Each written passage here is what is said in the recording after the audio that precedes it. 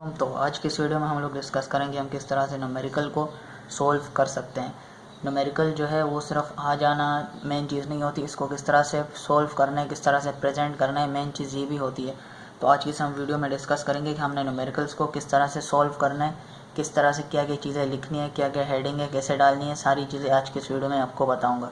तो ये वीडियो सिर्फ स्पेसिफिक एक क्लास के लिए नहीं है, क्लास 9, 10, 11, 12 और जो भी क्लासेस हैं जिनमें न्यूमेरिकल्स होते हैं फिज़िक्स के, वो इस पैटर्न को फॉलो कर सकते हैं ताकि एग्जामिनर जब देखे पेपर को तो उससे भी आसानी हो और वो आपको पूरे नंबर दिए बगैर ना जाए। तो चलिए शुरू करते हैं हमारे पास किस तरह से हमने न्यूमेरिकल्स को सॉल्व करना है। तो ये मैंने एग्जांपल के तौर पे एक न्यूमेरिकल लिखा हुआ है, इसी को हम आज की इस वीडियो में सॉल्व करेंगे। आपको तरीका बताऊँगा कि किस तरह से आपने चीज़ें लिखनी है। तो चलिए आज की इस वीडियो को शुरू करते हैं। तो सबसे पहले हमारे पास लिखा हुआ है a car travel 700 metre in 35 seconds, what is the speed of a car. तो हमारे पास ये एक न्यूमेरिकल है जिसमें हमारे पास जो है सबसे पहले हमने जो चीज़ देखनी है वो है हमारे पास कि क्या क्या चीज़ें गिवन है। गिवन की चीज़ें हमने देखनी है। उसके बाद हम देखेंगे कि इसमें क्या चीज़ें हमसे पूछी जा रही है। उसके बाद हम देखेंगे इसमें क्या फॉर्मूला अप्लाई होने वाला है और इसको किस तरह से सॉल्व करना है। तो ये 3-4 चीज़ें हमने देखनी है। तो सबसे पहले हमारे पास जो चीज़ है वो हमने क्या देखनी है, गिवन देखनी है हमारे पास क्या क्या चीज़ें इसके अंदर गिवन है। तो सबसे पहले हमारे पास जो है एक डिस्टेंस दिया हुआ है जो कि है 700 मीटर का, और दूसरा उसके बाद हमारे पास जो है टाइम दिया हुआ है। उसके बाद हमारे पास जो है बाकी कोई भी चीज़ गिवन नहीं है। तो सबसे पहले हमने गिवन की चीज़ें देखी, तो इसको हमने अपने न्यूमेरिकल को चलिए अभी सॉल्व करते हैं। मैं आपको पैटर्न बताता हूँ कि गिवन की चीज़ें हमने देख ली अभी, अब इसको किस तरह से हमने अप्लाई करना है। तो न्यूमेरिकल हमारे पास यहाँ पर स्टार्ट हो गया है। तो सबसे पहले हम एक हेडिंग डालेंगे डेटा की। डेटा के अंदर हमारे पास सारी चीज़ें आ जाएंगी, गिवन हो रिक्वायर्ड हो सारी चीज़ें आ जाएंगी, सॉल्यूशन भी इसके अंदर ही आ जाएगा। तो सबसे पहले हम डेटा की हेडिंग डालेंगे ब्लैक मार्कर से। यहाँ पर आप देख सकते हैं मैंने डेटा की हेडिंग डाल दी। डेटा की हेडिंग आपने डाल देनी है। उसके बाद हमने सबसे पहले जो चीज़ नोट की है वो हमारे पास है गिवन। तो गिवन हमारे पास जो है 2 चीज़ें गिवन थी, डिस्टेंस और टाइम। तो हमने गिवन की हेडिंग इसके डेटा के नीचे डाल देनी है, गिवन। तो यहाँ पे मैंने गिवन की हेडिंग डाल दी। अब यहाँ पर हमारे पास जो 2 चीज़ें गिवन है उसमें हमारे पास सबसे पहले जो है वो है डिस्टेंस। डिस्टेंस मैं यहाँ पे लिख देता हूँ। उसके साथ हमने इक्वल लगाना है और उसका सिंबल लाजमी लिखना है। हमारे पास डिस्टेंस का सिंबल होता है एस नहीं, हमारे पास सिंबल इसका होता है डी। तो डी मैंने यहाँ पर लिख दिया और वो हमारे पास है 700 मीटर। उसके बाद हमारे पास जो है टाइम है, टाइम हमारे पास है 35 सेकंड। तो यहाँ पे मैं टाइम भी लिख देता हूँ, time T equal to 35 second. तो यहाँ पे मैंने टाइम और डिस्टेंस दोनों लिख दिए हैं। और डिस्टेंस का सिंबल एस और डी दोनों होते हैं, मर्जी आपकी जो भी लिखते हैं। यहाँ पे मैंने एस को काट दिया है, डी लिख दिया है, दोनों एक ही चीज़ें हैं, एस या डी आप दोनों लिख सकते हैं। तो चलिए न्यूमेरिकल की तरफ बढ़ते हैं। हमारे पास सबसे पहले जो चीज़ थी गिवन की थी वो हमने इस तरह से लिख देनी है, सिंबल के साथ डिस्टेंस सिंबल और उसके साथ उसकी वैल्यू लिख दी हमने। उसके बाद हमसे जो चीज़ पूछ रहे हैं वो हमारे पास क्या है, स्पीड पूछ रहे हैं। तो गिवन के बाद हमारे पास जो दूसरी हेडिंग आएगी वो आएगी हमारे पास रिक्वायर्ड की, और ये भी आपने ब्लू से लिख देना है यहाँ पर, रिक्वायर्ड की हेडिंग। रिक्वायर्ड की हमारे पास क्या चीज़ हमसे पूछी जा रही है।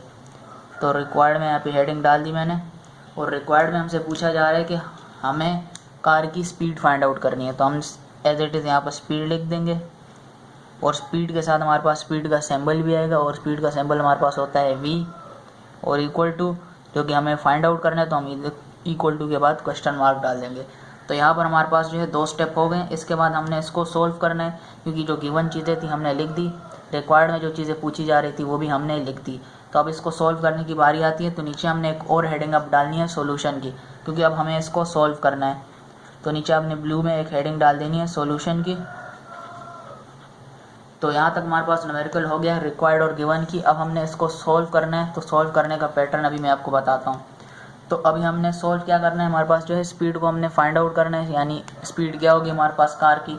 तो हम लिख देंगे यहाँ पर नीचे टू फाइंड वी, या कोई भी चीज़ और डिस्टेंस पूछी जा रही है, टी टाइम पूछा जा रहा है, कुछ भी पूछा जा रहा है, आपने इस तरह लिख देना है। उसके बाद आपने कॉमा डालना है, टू फाइंड वी, आगे आपने लिख देना है बाय यूजिंग फॉर्मूला, क्योंकि हम फॉर्मूले के थ्रू ही न्यूमेरिकल को सॉल्व करते हैं। तो आपने लिख देना है to find V by using formula. और ये पैटर्न फिजिक्स के तमाम न्यूमेरिकल पे अप्लाई होगा। क्लास 9, 10, 11, 12 के जितने भी न्यूमेरिकल है आप इस पर फिजिक्स के लिए ये वाला मेथड अप्लाई करेंगे। तो हमारे पास हमने यहाँ पे लिख दिया to find V by using formula. अब हमारे पास जो फार्मूला है हमने यहाँ पर लिख देना है। तो स्पीड का फार्मूला हमारे पास क्या होता है, v equal to S upon T. आपने डायरेक्ट यहाँ से शुरू नहीं कर देना कि v की वैल्यू लगा दी, इस तरह से पहले आपने फार्मूला लिखना है। उसके बाद आप लोगों ने इसके नीचे क्या लिखना है, अगेन ब्लैक पॉइंटर से आप यहाँ पर लिख सकते हैं putting the values, putting the values. अब हमने वैल्यूज इसके अंदर फॉर्मूले के अंदर पुट करने हैं, तो हम लिख देंगे पुटिंग द वैल्यूज। तो हमारे पास जो है v हमारे पास जो है हमने फाइंड आउट करना है। अब दोबारा नीचे फार्मूला लिखने की ज़रूरत नहीं है, अब आप डायरेक्ट लिख सकते हैं क्योंकि हमने ऊपर फार्मूला लिख दिया है, नीचे हमने मेंशन कर दिया कि अब हम वैल्यूज पुट करने जा रहे हैं। तो हमारे पास स्पीड जो है हम एज इट इज़ लिख देंगे क्योंकि हमें वो फाइंड आउट करना है। इक्वल भी एज इट इज़ लिख देंगे। डिस्टेंस हमारे पास कितना था, 700 का था, हम 700 लिख देंगे। उसके नीचे हमारे पास अपॉन टाइम था, नीचे टाइम हमारे पास कितना था 35 सेकेंड का, तो यहाँ पर 35 सेकेंड लिख दिया है।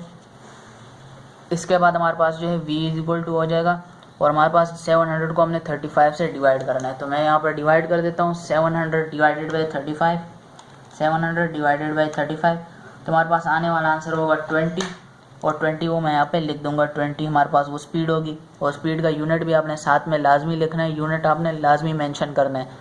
और यूनिट हमारे पास स्पीड का क्या होता है, मीटर पर सेकेंड। तो ये हमारे पास आंसर आ गया, लेकिन यहाँ पर क्वेश्चन हमारा ख़त्म नहीं हुआ। बेहतर यही है कि आप इसको नीचे एक लाइन में लिख दें और इसको बॉक्स में बंद कर दें, पर आप इसको इस तरह से छोड़ेंगे ज़्यादा बेहतर है क्योंकि इसके आगे का जब हम एक और स्टेप करेंगे तो उससे सारी चीज़ें क्लियर हो जाएंगी।